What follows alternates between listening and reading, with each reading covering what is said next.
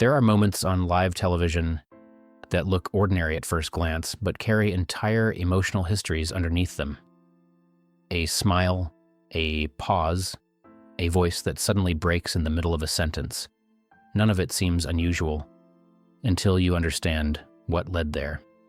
This is the story of a woman whose public warmth often masked private collapse, and how life behind the cameras slowly reshaped everything she thought she knew about love, identity, and strength.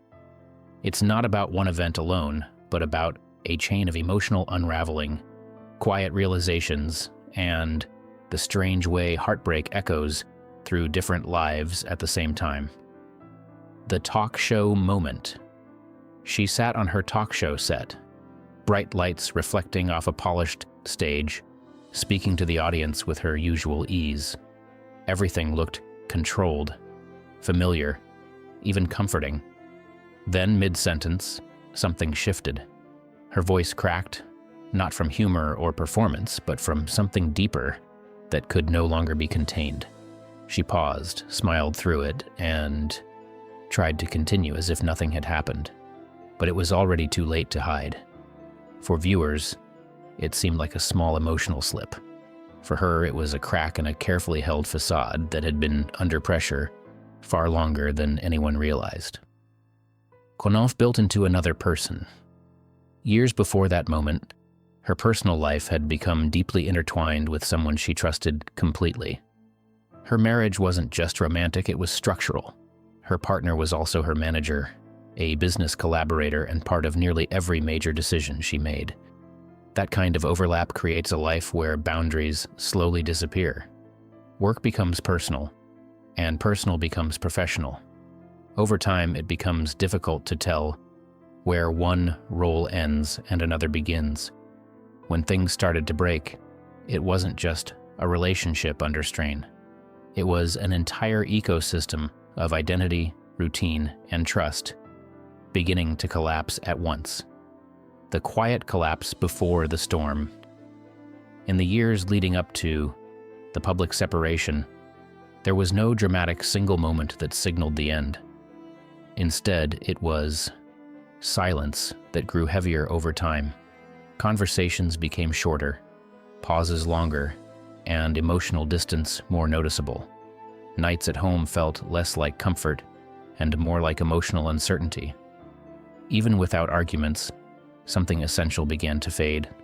This kind of ending is often the hardest to recognize while living inside it, because there is no clear breaking point, only a gradual realization that what once felt stable no longer does, and hasn't for a long time. The divorce and emotional fallout.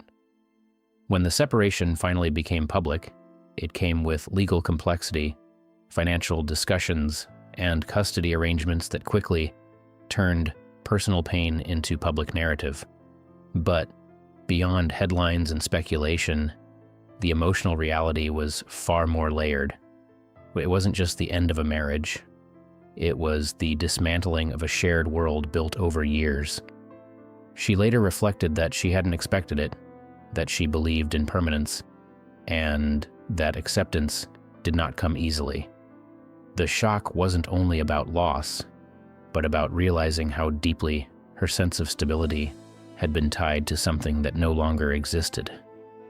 Another story of collapse and reinvention. At the same time, another well-known figure had already lived through a similar unraveling years earlier. His highly publicized marriage had ended unexpectedly, surprising fans who had viewed the relationship as strong and enduring. After the separation, he openly described a period of emotional instability, confusion, and isolation. The identity he had built around that relationship had blurred over time, leaving him unsure of who he was outside of it. In interviews, he admitted to struggling privately while still appearing publicly composed, revealing how even familiar success cannot shield someone from personal disorientation. Recognition in shared pain. When he later observed someone else going through a similar public breakup, it wasn't romantic or dramatic. It was recognition. There is a specific understanding that forms between people who have experienced emotional collapse in similar ways. It doesn't require conversation. It exists in shared awareness.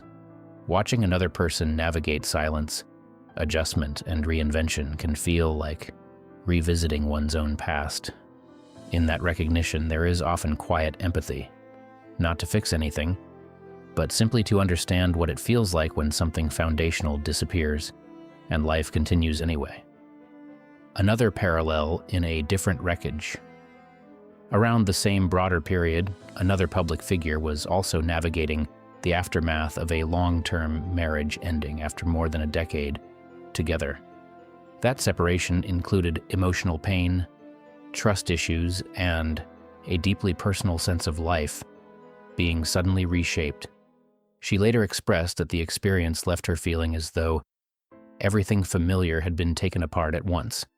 Even while continuing professional commitments, she described the difficulty of functioning while internally struggling. This added another layer to the broader pattern. Different people, different stories, but these similar emotional landscapes of loss and rebuilding, healing, connection, and new beginnings.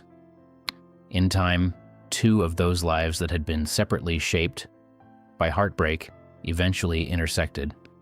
What formed between them was not an instant transformation, but a gradual understanding built on shared emotional history. Both had experienced the disorientation of ending long relationships and the challenge of rebuilding identity afterward. Their connection reflected timing, familiarity with pain, and an unspoken acknowledgement of survival. It wasn't about replacing the past, but about meeting someone who understood what it meant to carry it.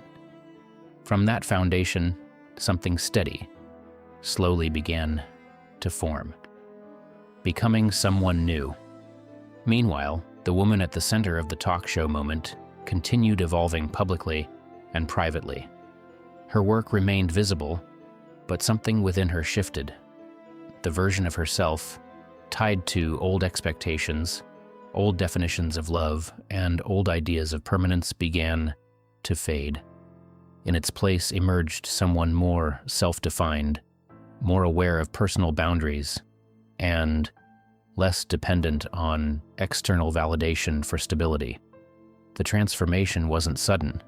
It was layered through experience, reflection, and time. What remained was not loss, but reinvention, a quieter, stronger sense of identity built from everything she had lived through. Outro. In the end, these stories are not about who ended up with whom, or how public narratives try to connect separate lives into one storyline. They are about something more universal, the way people rebuild after emotional collapse, and how identity shifts when long-held structures disappear. Some moments in life look like breakdowns on the surface, but later reveal themselves as turning points. What once felt like loss becomes a beginning, even if it didn't feel that way at the time. And for many, the strongest version of themselves is not ahead or behind, but already unfolding in the present.